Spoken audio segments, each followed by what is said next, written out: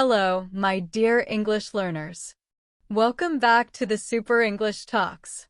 I'm your host, Jara, and I'm so happy that you are here with me today.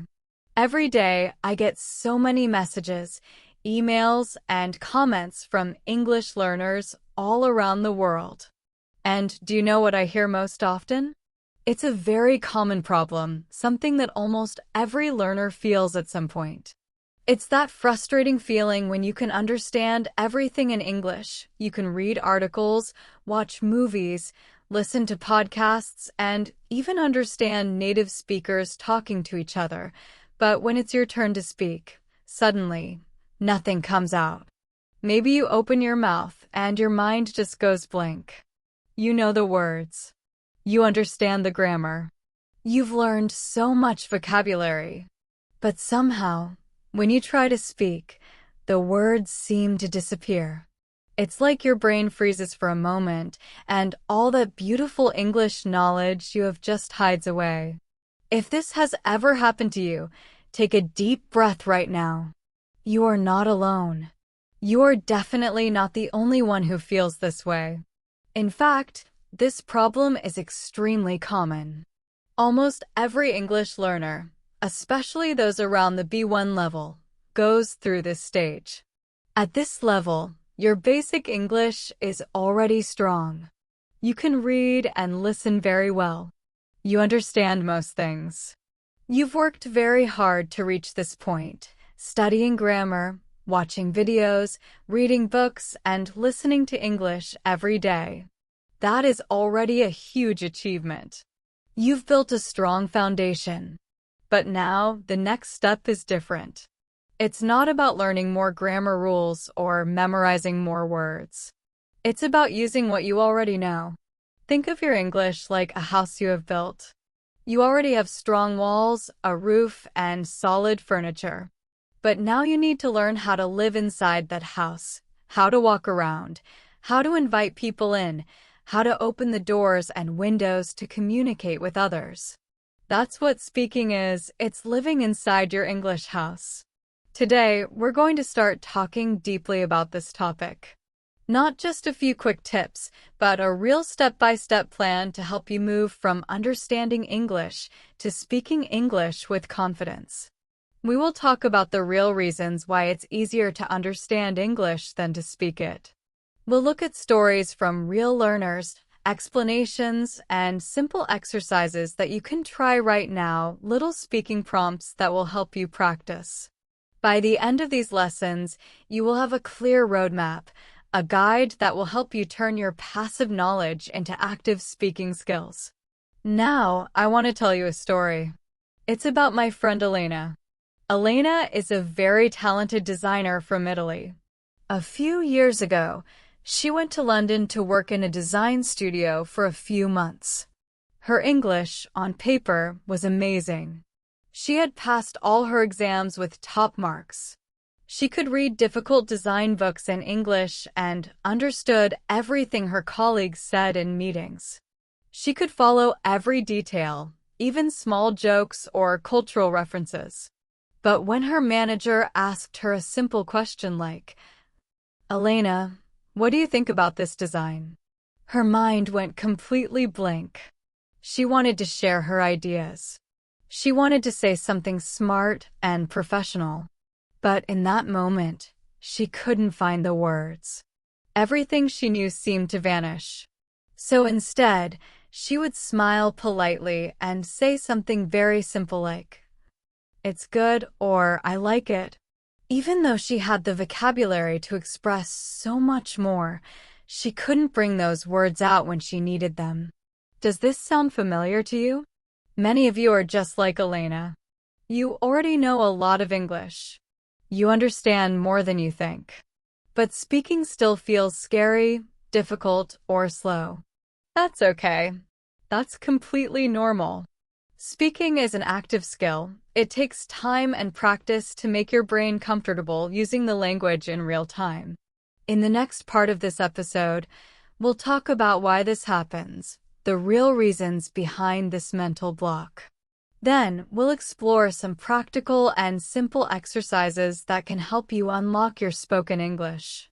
So, stay with me. Get comfortable. Take a deep breath. You're about to take a big step towards speaking English more naturally and confidently. This problem was even clearer outside of work. Elena wanted to make friends. She joined her colleagues for lunch and went out with them after work. She listened carefully to everyone. She laughed when they laughed. She nodded at the right moments. But she still felt invisible. She had stories to tell. She had things she wanted to say. She had opinions. But each time she tried to join the conversation, she began to doubt herself. She worried, is my accent too strong? Will they notice my grammar mistakes? What if I say something wrong and they laugh at me? These worries were loud in her head. The fear of making a mistake was so strong that it stopped her from speaking. I remember one evening in a pub. The group was talking and everyone was enjoying themselves. One colleague told a funny story about a misunderstanding with his dog. Elena had a very similar story. She had practiced it in her head many times. She knew the details and the funny parts. She was ready to tell it. But just as she began to speak, someone else started a new topic. The chance to share her story disappeared. She felt a knot in her stomach. She felt regret and frustration. Elena was not a shy or quiet person inside. She was confident, warm, and funny. But the fear held her back like a lock. This feeling is very common. Many language learners feel this way. Why does this happen? Part of the reason is how we are taught. At school, we are taught to be perfect. We learn grammar rules carefully. We memorize vocabulary lists. We practice writing until it looks flawless. But speaking is different from writing. Speaking is messy. Speaking happens in real time. There is no backspace. You cannot go back and change what you said. You do not have time to think for a long time. For many people, this pressure to be perfect causes the freeze. Elena's problem, and maybe yours too, was not a lack of knowledge. It was a lack of practice under pressure. She had become excellent at passive skills, listening and reading. But she had not practiced active skills enough, speaking and thinking quickly in the moment. Now, I want you to try something. Think about your own life. When was the last time you felt this way? Maybe it was in a Zoom meeting, or when you tried to order coffee, or when a friend introduced you to someone new. Try to remember one specific moment. What exactly happened in that moment? What were you trying to say? What thought stopped you? Was it a worry about your accent, grammar, or sounding silly? Just notice the feeling. Don't judge yourself. Don't be hard on yourself. This fear is real, but it is not forever. It is a habit you learned, and habits can be changed. Here is one simple idea to help you understand the difference between passive and active knowledge. Imagine your mind is a library. Your passive knowledge is like the books on the shelves. You know they are there. You have read many of them. When you read or listen, you can find the right book and understand it. That is why listening and reading feel easier for you. For Elena, her library had many books about design, business, and life in London. When someone said, "We need to iterate on this design," she knew what that meant. She had read that phrase many times. The book was on the shelf. But speaking is different. Active knowledge is not just knowing the books are on the shelf. Active knowledge is being able to pull the right book off the shelf fast, open it to the right page, and read from it without stopping. That quick action is what speaking needs. You can grow this skill. With practice, you will learn to pull the books off the shelf quickly. Little by little, you will be able to speak more easily in meetings, at lunch, and in new social situations. Active knowledge means being able to use what you know in real time to take the information that's already in your brain and bring it out quickly, especially when you feel pressure. Speaking is an active skill. It's like performing. You have to act in the moment. You have to create words, ideas, and sentences as you go. Listening and reading, on the other hand, are passive or receptive skills. You receive information, and your brain works quietly in the background to understand it. These two skills, active and passive, use different parts of your brain. When you listen, your brain becomes like a detective. It listens carefully to clues, to the words, the intonation, the emotions, and the context. Then it puts all those clues together to discover the meaning of what the other person is saying. It's an amazing process, and if you're already at the B1 level, it means you're an expert detective. You've trained your brain to notice patterns, to catch meaning, and to connect ideas quickly. But when you speak, your brain has to do something completely different. Now, it must become a creator. It has to choose the right words, arrange them in the correct order, and form the right sounds all at the same time and in just a second or two. This is a much harder job. It's like using a different set of muscles. And if you've been training your detective muscle for a long time through reading and listening, but haven't used your creator muscle often, it will naturally feel weak and slow. This is exactly what happened to Elena. When her manager looked at her and asked, "Elena, what do you think?" her brain didn't know how to switch roles fast enough. It was ready to understand, but not ready to create. She had all the words she needed stored in her mental library, but when she tried to speak, her brain couldn't find them quickly enough. The books were there, she just couldn't grab them off the shelf in time. So, even though she knew the vocabulary and understood the grammar, she hadn't practiced using that knowledge under pressure. All her English was passive. It was waiting quietly on the shelf instead of being alive and active in conversation. So, what can we do to fix this? How do we build strong active knowledge? How can we train that creator muscle? The good news is that you can start today, right now. And it's actually quite simple. Let me share one of my favorite exercises with you. I call it listen and repeat with a twist. This is not just normal shadowing. It's a smarter version that helps you move from repeating to creating. Here's how it works. Find a short audio clip. It could be a small piece from this podcast, a short video, or even a short scene from a TV show. About 15 to 30 seconds is perfect. Step 1. Listen for meaning. First, just listen once. Don't try to repeat yet. Simply understand what the speaker is saying. Notice the main idea and the feeling. Step 2. Listen again and repeat. Play it again, but this time pause after each sentence or phrase. Repeat it out loud. Try to copy the speaker's intonation, rhythm, and pronunciation as closely as you can. This step helps you warm up your mouth, your tongue, and your voice.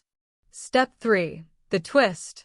After you repeat the sentence exactly, I want you to rephrase it in your own words. Change it a little. Use a different verb or maybe a different adjective. Change the word order if you can. For example, if the speaker says, "I'm heading to the grocery store to pick up some food," you can say, "I'm going to the supermarket to buy a few things." The meaning is the same, but now you are creating your own sentence. You're using your own vocabulary and your own style. This small change is what moves you from being just a detective to becoming a creator. It forces your brain to go to your mental library, take out the right books, and put them together in a new way, all in a calm, low-pressure situation. It's a safe, simple step toward real fluency. Of course, it won't transform your speaking overnight. But if you do this exercise every day, even for 10 or 15 minutes, you will start to feel a difference. Your mouth will get used to speaking. Your brain will get faster at finding the right words. And slowly, your creator muscle will become stronger and more confident. This is the real beginning of fluency, the moment when you stop only understanding English and start using it freely, naturally, and without fear. Now, let's talk about another big obstacle, one that almost every English learner faces at some point. It's not grammar. It's not vocabulary. It's fear. The fear of making a mistake. It's that quiet, little voice inside your head that says, "Don't say anything. What if it's wrong?" That tiny whisper can feel so powerful. Sometimes it can stop you completely. It can make your heart beat faster, your mouth dry, and your mind go blank. This fear, the fear of being wrong, the desire to sound perfect, is one of the biggest reasons why your understanding is so far ahead of your speaking. Let's go back to our friend Elena for a moment. Remember how she would open her mouth to speak in a meeting, but then suddenly stop? That wasn't just because she forgot the words. It was a choice, a split-second decision made by fear. Later, she told me what was going through her mind in those moments. She said, "I was thinking, what if I sound stupid? What if my grammar is wrong? What if everyone notices my accent?" Those thoughts created a heavy weight inside her. The fear of being judged, the need to sound perfect, became stronger than her desire to communicate. And here's the truth. This isn't just Elena's story. This is everyone's story at some point. Millions of smart, talented, hardworking people around the world feel exactly the same way. They know English well. They can understand almost everything. But when it's time to speak, perfectionism builds an invisible wall around them. Now, I want to tell you about another student of mine, someone very different from Elena, but who struggled in a similar way. His name was Marcus. Marcus was a scientist, a very intelligent man. His English writing was amazing. He could write research papers that were completely perfect. No grammar mistakes, no spelling problems, nothing. He could also read very complex academic texts with ease. But speaking? That was another story. Marcus was terrified of speaking English with his colleagues at the university cafe. So every day during lunch, while his colleagues chatted and laughed together, Marcus sat alone at a table, scrolling on his phone. One day, I asked him, "Marcus, why don't you join them? They'd love to talk to you." He sighed and said, "I can't just talk. I need to know exactly what I'm going to say. I feel like I'm acting, and if I make a mistake, my colleagues will think I'm not smart." The funny thing was, his colleagues already knew he was smart. His writing proved it every single day. But Marcus didn't believe it. He was so busy trying to sound perfect that he forgot what really matters in conversation: connection, not perfection. He wanted to produce a masterpiece every time he spoke, but he never even picked up the paintbrush. This is the mindset we all have to challenge. Making mistakes does not mean you failed. It means you are trying. And trying is the most important part of learning anything new. Think about when you were a baby learning to walk. You fell over again and again, hundreds of times. But each time you fell, your brain learned something new. How to balance. How to move your legs. How to stay upright. You didn't stop walking because you were embarrassed. You got up, smiled, and tried again. That's exactly how language learning works. Every time you say a word with the wrong pronunciation, every time you use the wrong verb tense or make a grammar mistake, you're collecting information. Your brain is learning what works and what doesn't. You are building muscle memory, the same kind of memory that helps you ride a bike or play an instrument. Your mistakes are not failures. They are stepping stones, small stones that lead you forward, one by one, toward fluency. So, How do we start to overcome this fear of mistakes? We begin with a small but very powerful change in the way we think. Let's try it together right now. If you can, close your eyes for a moment. Think of a time when you felt afraid to speak English, maybe during a meeting, in class, or while talking to someone new. Picture that moment clearly. Now, instead of seeing it as a moment of failure or embarrassment, try to change the story in your mind. See it as a learning opportunity, a small experiment, not a test. You don't need to speak perfectly. You just need to communicate. When you imagine yourself in your next English conversation, don't focus on perfect sentences or perfect grammar. Focus on the connection, on sharing your ideas, on expressing yourself, even if it's not perfect. Because real communication is not about perfection. It's about courage, connection, and progress. Now, I want you to focus on one simple thing, the act of trying. Let go of the idea that you must be perfect. You don't have to say every word correctly. You don't have to speak like a native speaker. Your goal in a conversation is not to pass a grammar test. Your goal is to communicate. You are trying to share an idea, a feeling, or a thought. You are trying to build a connection with another person. That is what speaking a language is really about. Most people, especially native speakers, are not listening carefully for your mistakes. They're not counting your grammar errors or judging your pronunciation. They are listening to your message. They want to understand what you're saying. They care about your ideas, not your grammar.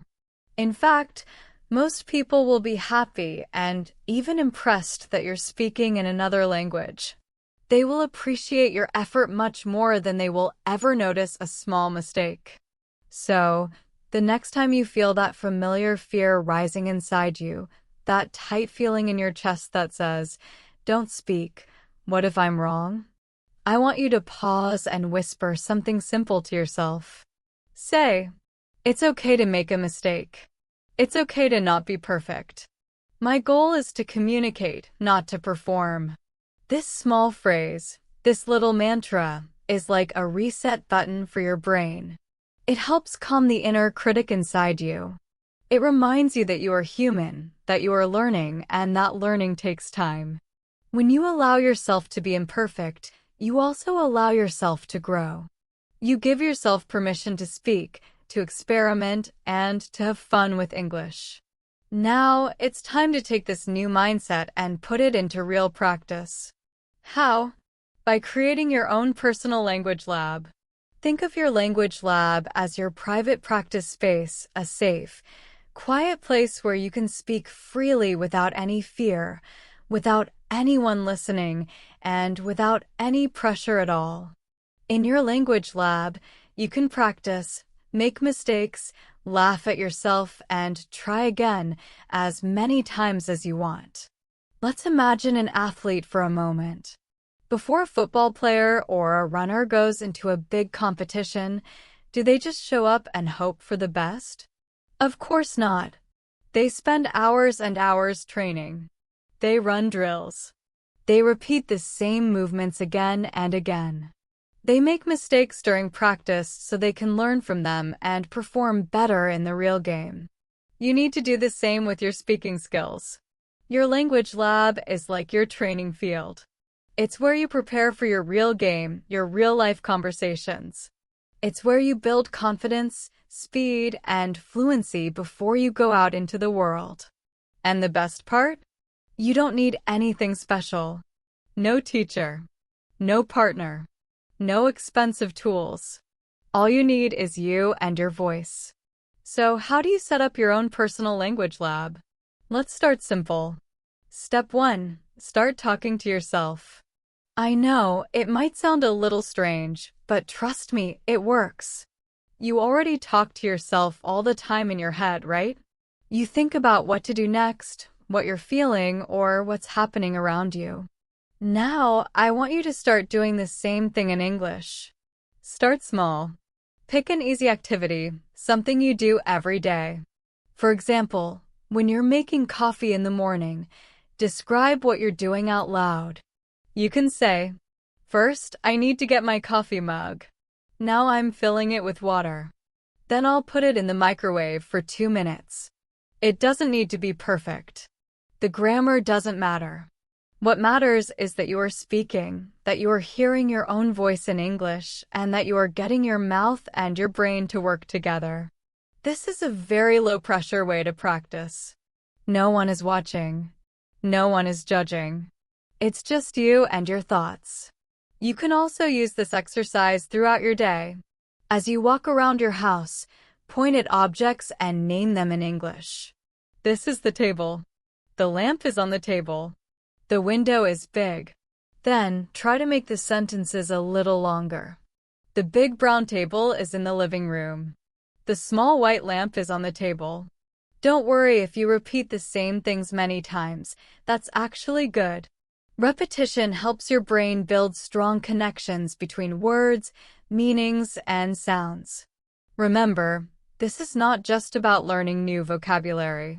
It's about building a habit, the habit of thinking in English and connecting ideas to English words.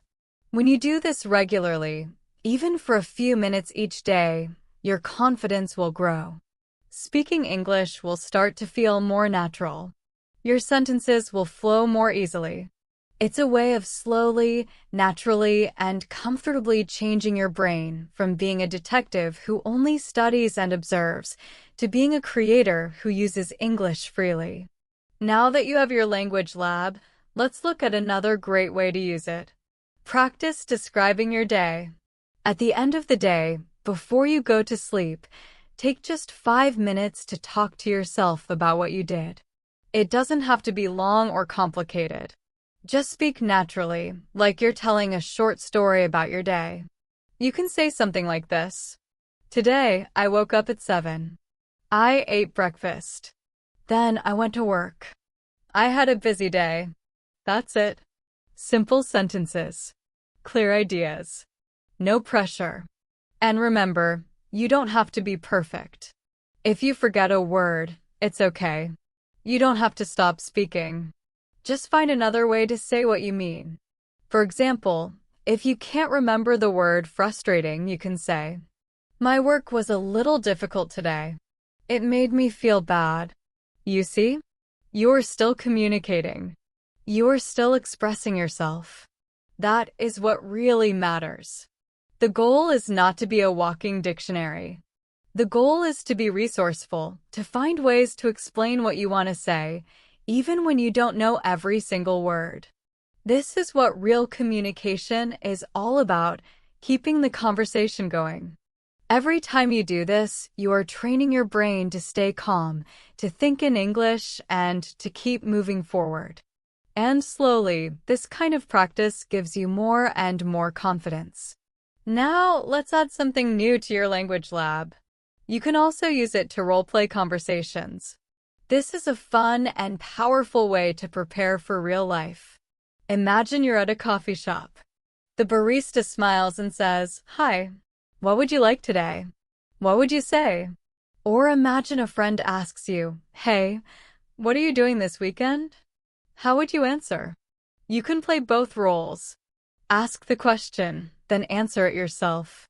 It might feel funny at first, but it's actually one of the best ways to practice.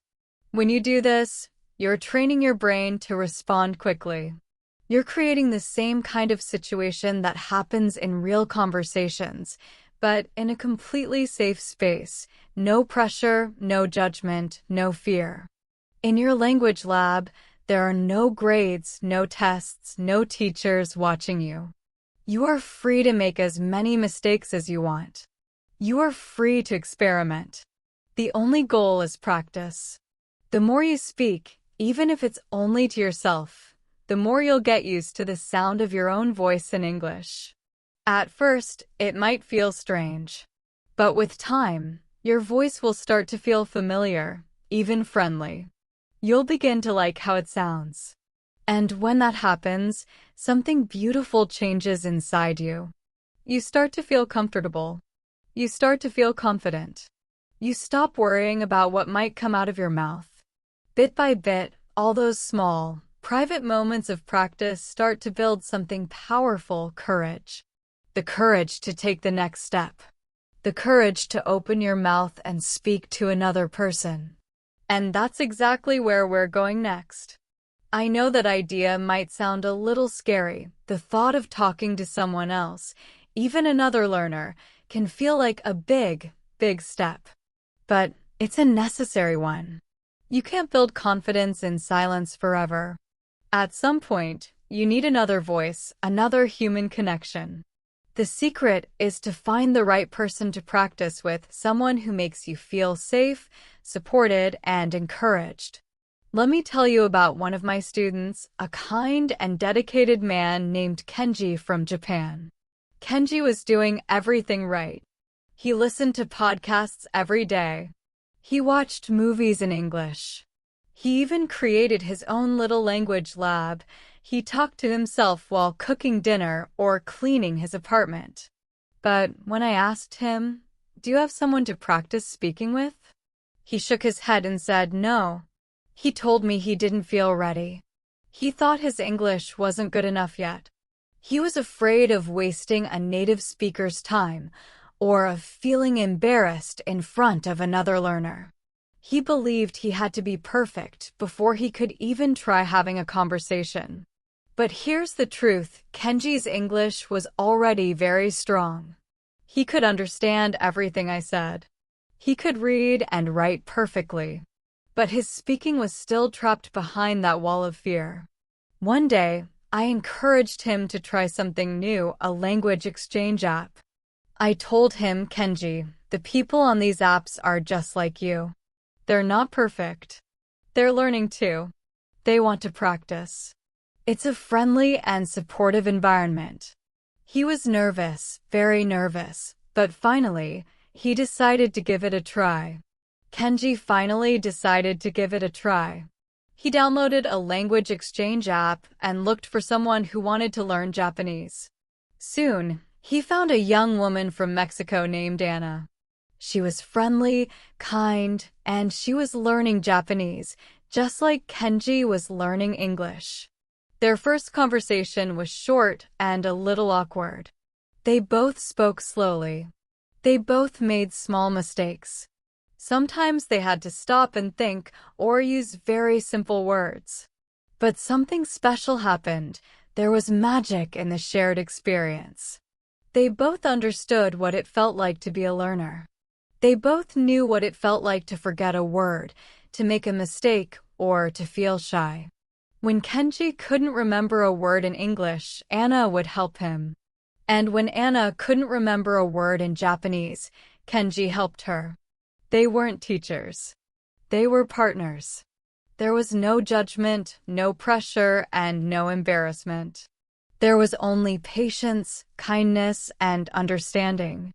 As time passed, their conversations became longer and more natural. They started to relax. They laughed more. They shared stories about their hobbies, their jobs, and their families. Kenji began to realize something very important. He wasn't just practicing English. He was building a real friendship. He started to see that the goal wasn't to speak perfectly, the goal was to connect. He didn't worry about grammar anymore. He just wanted to talk, to listen, and to understand. This small change in his mindset changed everything. His confidence started to grow, little by little. And every time Anna smiled or laughed during their conversations, Kenji felt proud and happy. He wasn't getting feedback from a textbook anymore.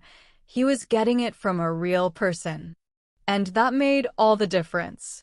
So now you might be wondering, how can you find your own Anna? The good news is, the world is full of opportunities to meet people just like you, people who are learning, practicing, and trying their best. One of the easiest ways to start is by using language exchange apps and websites. There are many great ones you can try, like HelloTalk, Tandem, or even communities on Reddit or Discord. These platforms connect you with people all over the world who also want to practice speaking. You can usually filter by language, level, and even interests, so you can find someone who feels like a good match. You can begin with simple text messages if speaking feels scary at first. Then, when you feel more comfortable, you can move on to voice calls or video chats. If you don't want to use apps, that's okay too. There are many ways to practice in real life. Check your local community. Does your city have a language club or a meetup group? Many cities have informal gatherings where people who are learning different languages come together to talk, laugh, and practice. It's a friendly, low-pressure environment, perfect for getting started. And here's another idea. Maybe one of your friends or coworkers is also learning English. You can practice together. It can be fun and relaxed because you already know each other and feel comfortable. When you find someone to practice with, remember what made Kenji and Anna's friendship so special. The best language partners are not strict teachers. They are friends. Look for someone who is patient and kind, encouraging, more interested in your ideas than in your grammar. You are not looking for someone to correct every mistake. You are looking for someone who will listen, ask questions, and help you keep the conversation flowing. When you have that kind of partner, learning stops feeling like a test. It starts feeling like real life. Now that you know how to find someone to talk to, there's another question we need to answer. Okay, but what do I talk about? What if the conversation ends after 2 sentences? That's a very common worry. A lot of learners feel nervous about running out of things to say. Don't worry, we're going to fix that together. In the next part, we'll talk about simple but powerful techniques that can help you keep a conversation going and turn a short exchange into a long, interesting, and enjoyable discussion. Let's think back to Kenji and Anna again. In the beginning, their conversations were short and simple, kind of like a game of tennis. One person asked a question, and the other person answered. Then the question went back the other way. For example, Anna, what did you do today? Kenji, I went to work. Anna, how was it? Kenji, it was busy. And that was it. The ball went back and forth, but the rally didn't last very long. However, as they kept practicing and became more comfortable with each other, something changed. Their conversations started to flow. They were no longer just answering questions. They were sharing stories, asking follow-up questions, and building a real connection. They weren't just hitting the ball back and forth anymore. They were playing a beautiful, long rally. So how did they do that? They learned and used a few simple but powerful conversational techniques that you can also use in your own English practice. 1. Ask open-ended questions. This is the most important technique of all. Think of it like this. A closed question is like a locked door. It can only be answered with a short reply, usually yes or no. For example, did you have a good day? Yes. And the conversation ends. But an open-ended question is like an open door. It invites the other person to come in and share more. For example, what was the best part of your day? What was your day like today? These kinds of questions make people think, remember, and tell a story.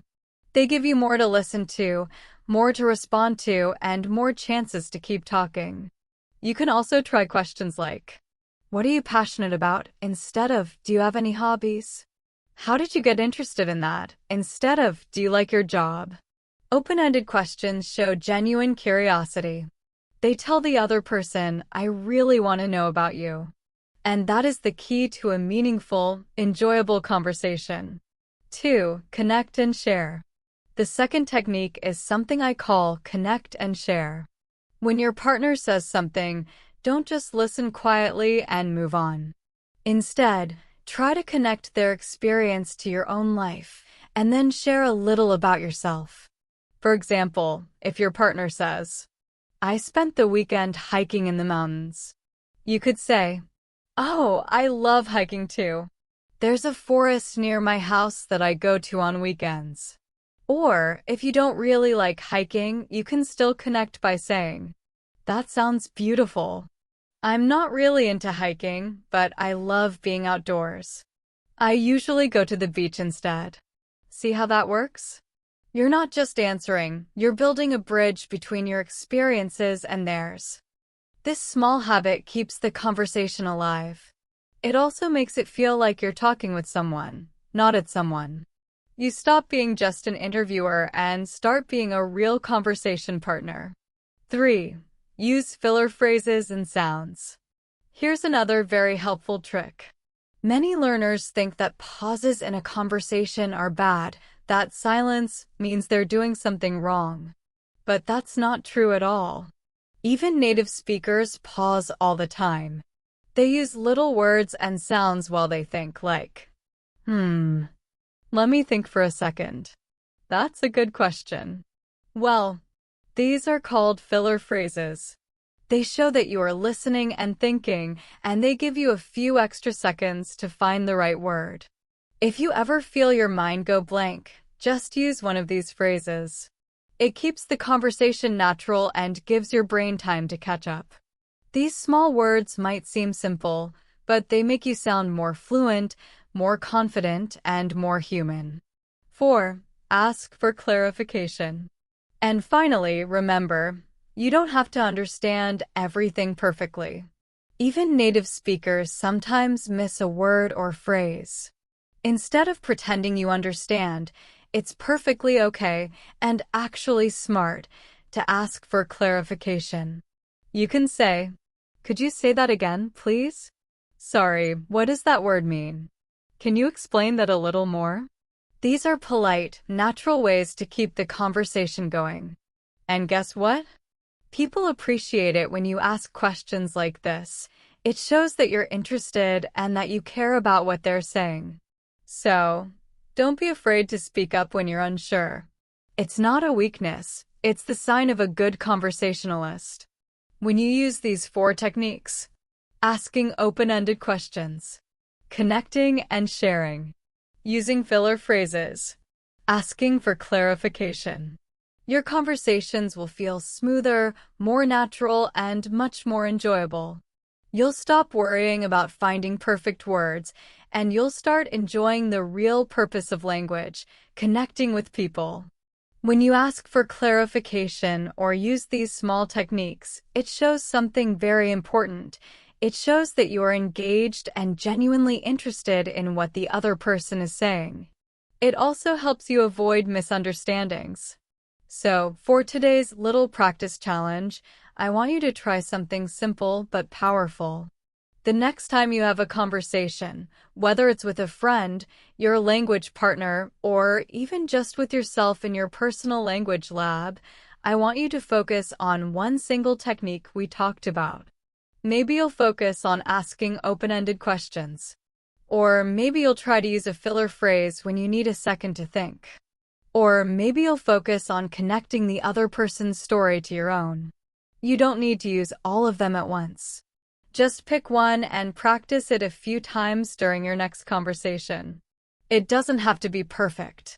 You don't have to sound like a native speaker. What matters is that you are training your brain to see conversation differently, not as a grammar test, but as a way to share ideas, feelings, and connections.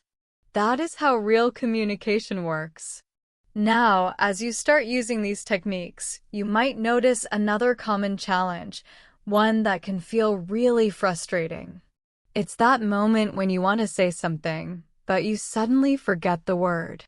You know the word is somewhere in your mind, hiding deep in your passive vocabulary library, but your brain just can't find it fast enough. It feels like a traffic jam in your head.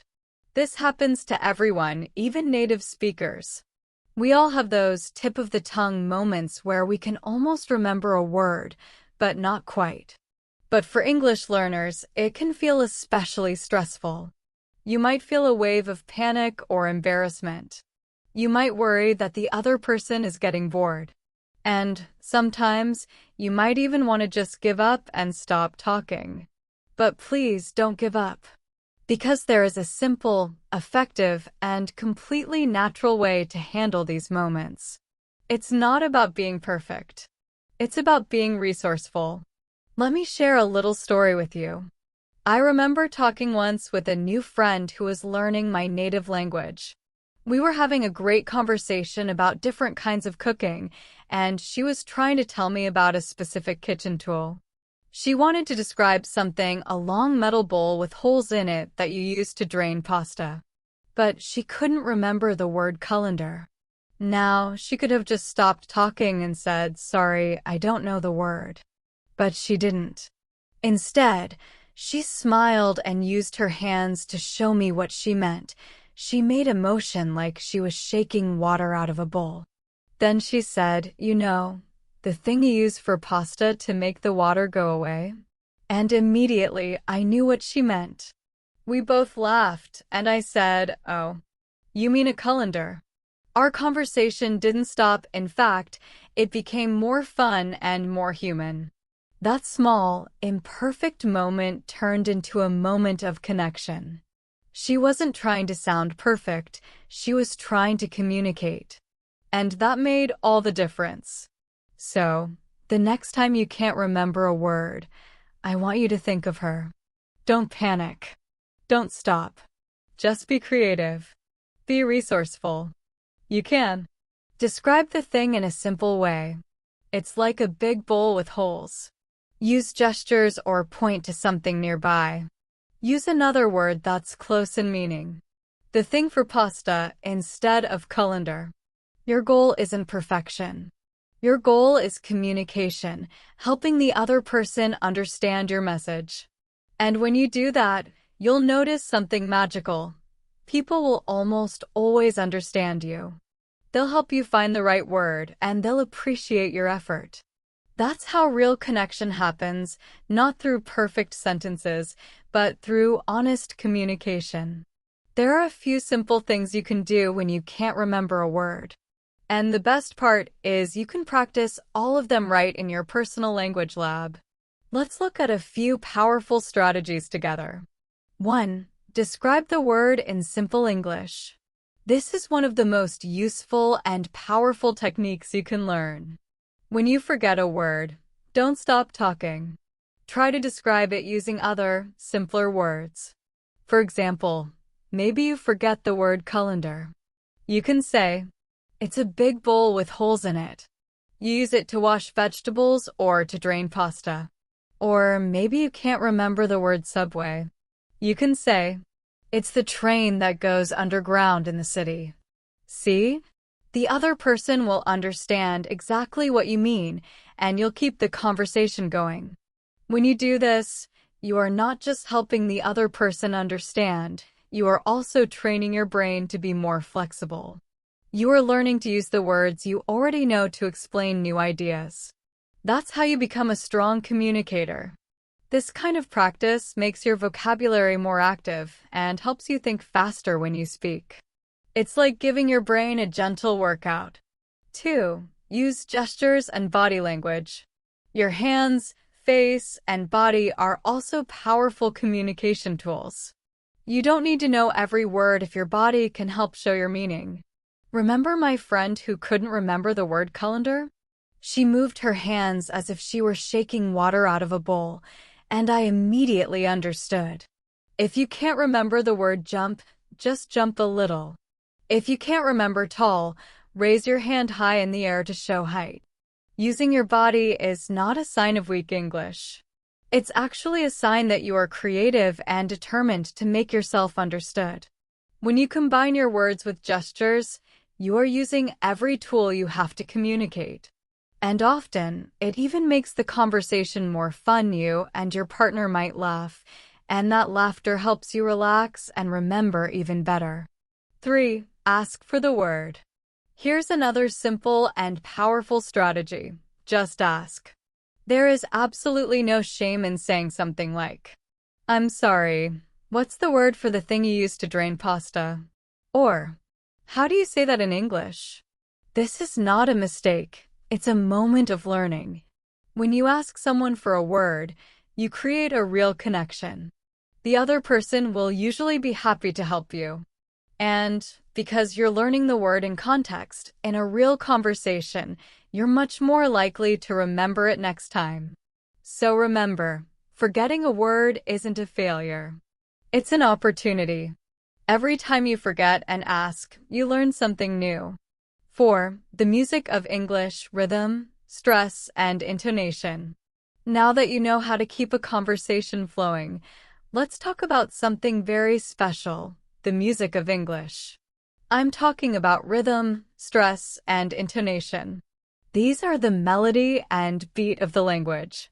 You see, you can say a sentence with perfect grammar and perfect vocabulary, but if your voice is flat, if every word sounds the same, your English can sound robotic or emotionless. This is very common. Many learners focus so much on getting the right words that they forget how to say them. But the way you use your voice, the ups and downs, the pauses, the emphasis, gives your speech life, emotion, and meaning. Let me tell you a story about my friend Marco. Marco was a dedicated English learner. He could read articles, write emails, and use perfect grammar. On paper, his English was excellent. But when he spoke, people sometimes had a hard time understanding him. Even though he said the right words, his sentences didn't sound quite natural. One night, I invited him to my house for dinner. When he arrived, he smiled and said, "I am happy to be here." His words were correct, but his tone was completely flat. He gave every word the same stress: I/am/happy/to/be/here. He wanted to sound warm and friendly, but instead, it sounded like a short statement of fact. A few minutes later, he started telling me about a new coffee shop he liked. He said, "I like the coffee." Again, his voice was very flat. So I told him, "Marco, you sound like you don't really like it." He looked surprised and said, "No, Jara, I love it." But again, in the same flat tone. This was a perfect example of how rhythm and intonation can change the meaning of your words. When he said, "I like the coffee," in a flat way, it sounded like he was bored or unimpressed. But if he had said it with more energy and natural stress like this, "I really like the coffee," it would have sounded warm, friendly, and excited. That's the power of rhythm and intonation. The voice makes the meaning. The rhythm of English is what gives it emotion and life. It helps people understand not just what you say, but how you feel when you say it. You can think of English like music. Every sentence has a melody. When you learn to use that melody, your speech becomes smoother, more natural, and much easier to understand. We'll explore this idea even more soon, but for now, I want you to remember one simple truth. Speaking English clearly is not just about saying the right words, it's about giving those words feeling and rhythm. English is what we call a stress-timed language. This means that not every word is equally important. Some words are stressed, they are louder, longer, or more noticeable, and some words are much quieter and quicker. The most important words in a sentence are usually nouns, people, places, things. Main verbs, actions. Adjectives, descriptions. Adverbs, descriptions of actions. The less important words, we call them function words, are things like a, the, is, on, at. These words are usually said quickly and quietly. This pattern of stressed and unstressed words creates a natural rhythm, like music. Without this rhythm, your English might sound correct word by word, but native speakers could find it hard to follow, even if they understand the words. How to practice the rhythm of English. Here is a simple and fun way to start. The next time you are listening to a podcast or watching a TV show, don't just focus on the words. Focus on the rhythm. the beat created by stressed words. You can even tap your finger along to the beat, like a drummer. For example, if someone says, "She went to the store to buy some milk." Notice which words are stressed. She went store, buy milk. These are the important words, the beats of the sentence. The other words, too, the some, are said very quickly in between those beats. This pattern is everywhere in English. The more you notice it, the more natural your speech will sound. Intonation, the melody of English. Another important part of the music of English is intonation, the rise and fall of your voice. Intonation helps you show emotion, intention, and meaning. For example, a question usually ends with your voice rising. Are you coming? Your voice goes up on coming. A statement usually ends with your voice falling. I am coming. Your voice goes down on coming. You can practice intonation on your own. Take a simple phrase like, I'm happy. Say it in 3 different ways. As a statement, I'm happy. As a question, I'm happy. With surprise or excitement, I'm happy. Notice how the melody of your voice changes. This is how English communicates feeling, not just information. Using your hands to feel the rhythm. For your practice this week, try something new. Use your hands when you speak. When you say a stressed word, make a small upward motion with your hand. When you ask a question, let your hand rise at the end. When you say a statement, let your hand fall at the end. This helps you feel the music of English physically, which makes it easier to speak naturally. Remember, it's not about being perfect. It's about making your speech clear, natural, and easy to understand. Connected speech, the secret to sounding fluent. Now, let's go even deeper into the music of English. I want to talk about something called connected speech. This is why native speakers often sound fast and why words seem to run together. When we write, we leave a space between each word. But when we speak, we link words together. For example, instead of saying, I am going to the park, we might say, I'm going to the park. The words run together smoothly. This is what makes English sound natural. Without connected speech, your sentences can sound choppy, like a robot saying each word separately. People will understand you, but you might feel like your English is not fluent. Lee's story. I want to share a story about a student of mine named Lee. Lee was a talented English learner. She could speak very well, but she told me that sometimes people had a hard time understanding her. One day, she told me about her weekend plans. I am going to go to the park for a walk. She said each word very clearly and separately. Even though the words were correct, it sounded a little stiff.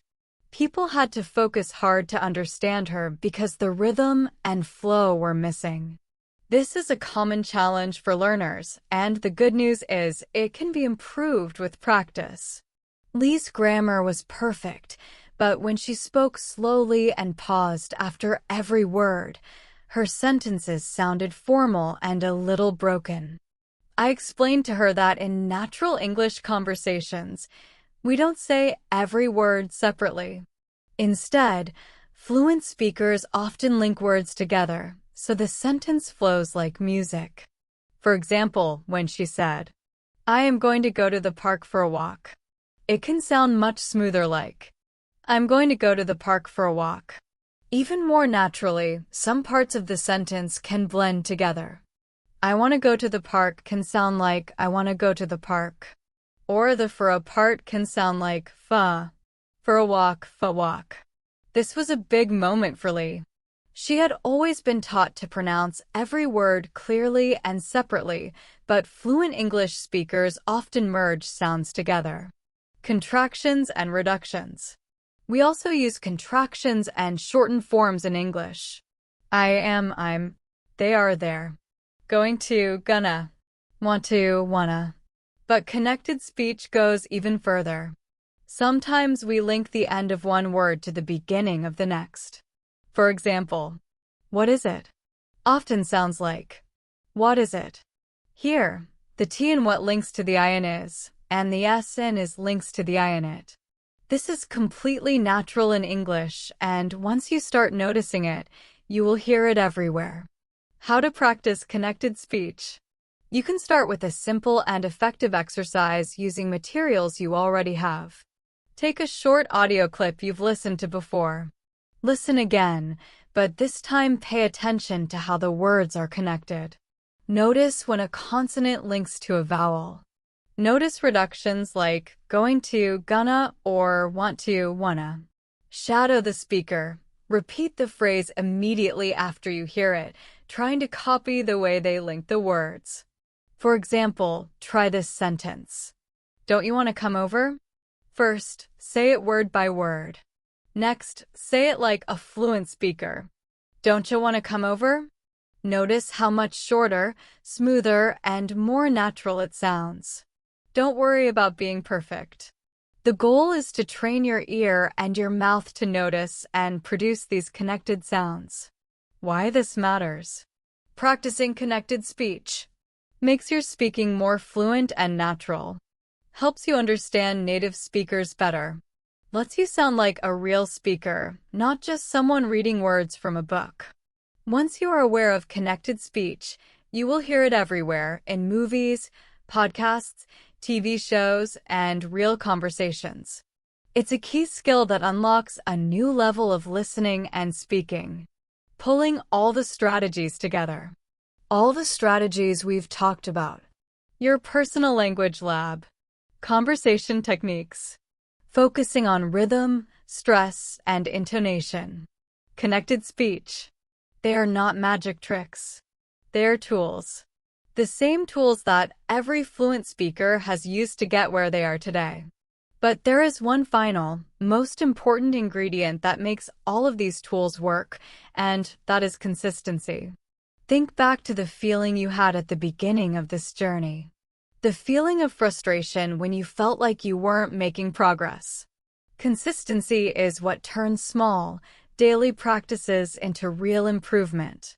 Even 5 or 10 minutes every day, done consistently, will transform your English over time. Every small step, speaking to yourself, shadowing a podcast, linking words, adds up. Over weeks and months, your English will start to flow naturally. Your speaking skills will catch up to your listening and reading skills, and you'll finally feel the confidence to join any conversation. Now, I want you to replace that feeling of frustration with a different feeling, the quiet satisfaction of knowing you are making progress every day, even if it's just in small ways. Think back to my friend Kenji. He didn't become confident overnight. Every day, he spoke with Anna for just a few minutes. Sometimes he made mistakes. Sometimes he didn't know the right word. But he kept going. Each time he practiced, he was making a small deposit into his speaking confidence account. Over time, those small, consistent steps added up, and his confidence grew and grew until it was strong. Your journey to English fluency is not a race. It's more like a marathon, a long journey of small, steady steps. You don't need to spend hours each day practicing. You can. Talk to yourself for 5 minutes while making coffee. Send a few text messages to a language partner. Listen to a short sentence from a podcast and repeat it, focusing on rhythm and melody. Each of these small actions is a step forward. And if you do them consistently over time, your English will improve more than you can imagine. Give yourself permission. Now is the time to give yourself permission to speak. Permission to make mistakes. Permission to not be perfect. The knowledge is already inside you. Your vocabulary is already there. Your grammar is already there. You just need to use it. The world is waiting to hear your voice, your stories, and your ideas. The only thing standing in your way is your own fear. But now you have all the tools to overcome it. your personal language lab. Conversation techniques, rhythm, stress, and intonation exercises. Connected speech practice. The more you speak, the easier it becomes. The more you practice, the more natural your English will feel. Trust the process. Be patient with yourself. Speak even if it's not perfect. Listen, repeat, practice, and enjoy the journey. Every small step counts, and every small step is progress. Soon, you will find yourself speaking more easily and confidently, understanding English more naturally, feeling proud of your hard work. Remember, learning a language is not about being perfect. It's about communicating, connecting, and growing. Thank you so much for joining me on this journey. This has been the Super English Talks, and I'm Jara. Until next time, keep listening, keep speaking, and keep moving forward. You've got this.